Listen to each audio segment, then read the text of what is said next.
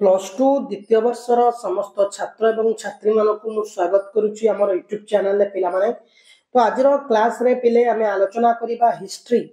इतिहास दुई नंबरिया प्रश्न plus two second year board exam history 2025 board exam पे अत्यंत गुरुत्वपूर्ण प्रश्न 2 मार्क्स क्वेश्चन को जीवा आलोचना करबा बढ़िया बढ़िया प्रश्न गुड़िक अच्छी देखंतु प्रथम प्रश्न ये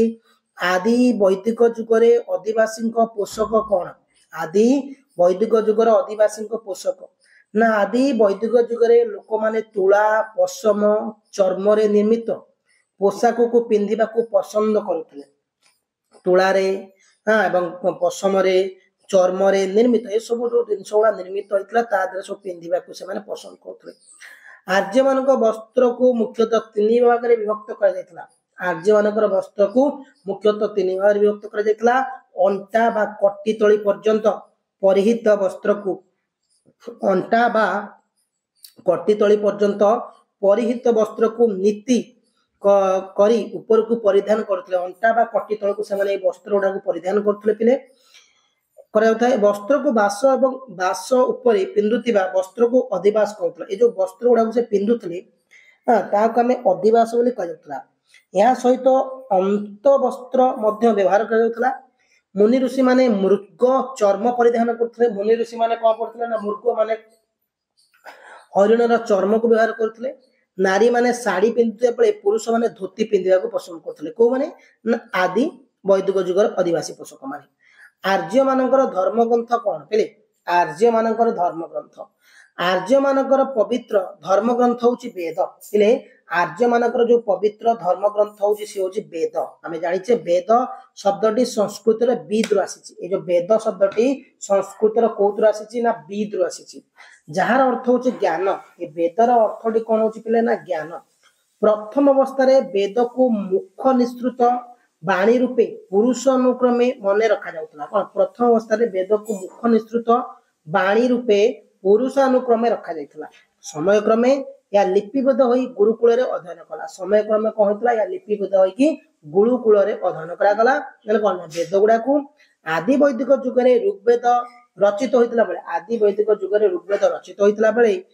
परवर्ती वैदिक जुग रे साम यजुर और अथर्व वेद रचित होइतला परवर्ती समय रे वैदिक जुग रे साम वेद यजुर्वेद अथर्व वेद गुडा सब रचित किंतु प्रथम होची हमर ऋग्वेद होइतला थोड़ पुरातन ऋग्वेद वर्णनाम्य गद्य आकार रे दिया जाइतला ऋग्वेद रे वर्णना मान गद्य आकार रे दिया जाइछि साम वेद रे छदायित पद्य आकार रे वर्णना करी अछि यजुर्वेद रे कर्मकांड संपर्क रे वर्णना कराइछि कर्मकांड माने कोन कर्म कार्य करा जिवो हिंदू धर्म रे जावडा लिखा जाइछि अथर्ववेद रे औषध्य वृक्षलतार वर्णना सहित गुणी कारेडी भूत प्रेत तथा मृत्यु परे जीवन संपर्क वर्णना कराइछि माने भूत प्रेत ऊपर सब गुडा को अथर्ववेद ऊपर हमर एठी वर्णना करा जाइछि ऋग वैदिक जुगर सामाजिक जीविका पिले माने ऋग वैदिक जुगर सामाजिक जीवन कोन ना ख्रीष्टपूर्व 1800 रु ख्रीष्टपूर्व 800 मध्य ख्रीष्टपूर्व 1800 रु ख्रीष्टपूर्व 800 मध्य विकसित होइतला एई ऋग वैदिक सभ्यता ए जो ऋग वैदिक सभ्यता रहिछि पिला माने हमर ख्रीष्टपूर्व 1800 मध्य रु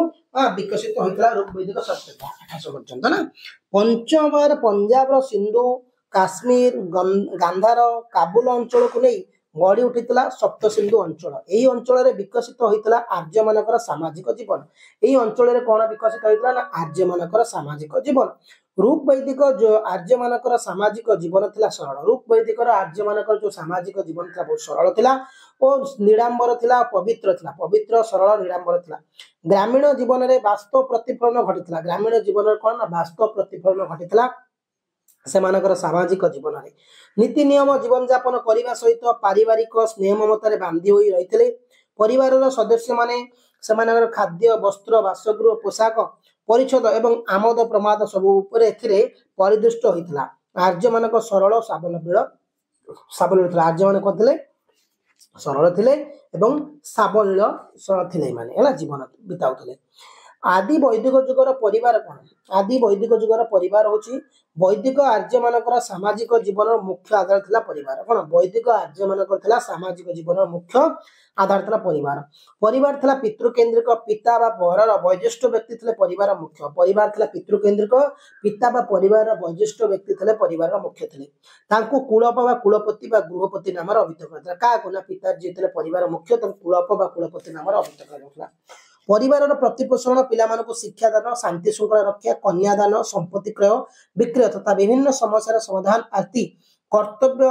मान से संपादन करथले माने संपत्ति क्रय विक्रय तथा विभिन्न समस्यार समाधान आदि से करथले उदारता दया क्षमा आदि गुण रे से थिले विश्ववित माने उदारता दया क्षमा आदि थिले विश्ववित थिले से विषयभूत मात्र बेले बेले से निष्ठुरता आचरण करते बेले बेले से निष्ठुरता आचरण करते यौथ परिवार थिला वैदिक सभ्यतार अन्यतम वैशिष्ट्य यौथ परिवार थिला एक अन्यतम वैशिष्ट्य पत्नी सहित संयुक्त होई कुलपति समस्त मांगलिक कार्य संपादन पत्नी सहित समकक्ष होइकी समस्त जेतगुडा मांगलिक कार्य करते पति पत्नी करते आम जानी पे मैंने समस्ते हाँ जो मैंने मोर व्हाट्सएप ग्रुप में जॉइन हो डिस्क्रिप्शन लिंक जाइए जॉइन हो फ्री नोट्स पीडीएफ दिया तुम प्लस टू पिला परिवार में अतिथि विशेष व्यवस्था बहु सम्मान प्रदर्शन कर आदि वैदिक जुगर शिक्षा अवस्था कौन ना आदि वैदिक जुगर आर्य माने शिक्षा प्रति यथेष्ट गुरुत्वारोप करते आदि वैदिक जुगर कहला ना आर्य माने शिक्षा प्रति अधिक भाव गुरुत्वारोप करते माने पाठ प्रति एवं व्रत व्रत पयनर परे गुरुकुल रे शिक्षा विद्या अध्ययन करथिले शिक्षा थिला गुरुंकर मुख निसृत बाणी आश्चर्य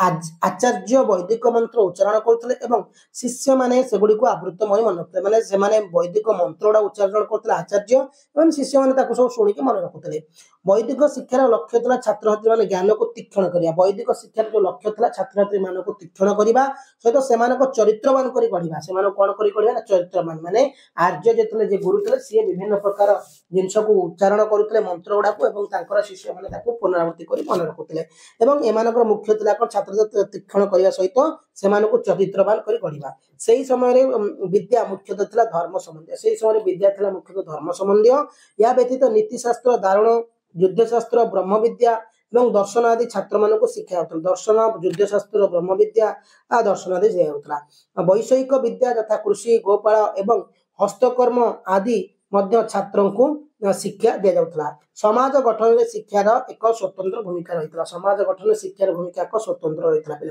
ओके तो 5टी 2 मार्किया बेसी दौनी पिले आम बेसी पढ़ेले तुम मैंने घोषी पारिबोनी से कम पढ़ाइबा बट भल से बुझीबा एवं घोषिबा ये थिला प्लस टू सेकेंड इयर पिलांकर हिस्ट्री रो 5टा 2 मार्किया प्रश्न 2 मार्किया और 3 मार्किया को लिखले भी चलिबो किसी प्रॉब्लम हबनी केना ठीक अछि आंसर गुडाक आ जो माने भी व्हाट्सएप ग्रुप रे हमर जॉइन है डिस्क्रिप्शन लिंक दे जॉइन हे जिवो फ्री रे नोट्स पीडीएफ तुमको दिया जिवो थैंक यू पिला माने जय हिंद।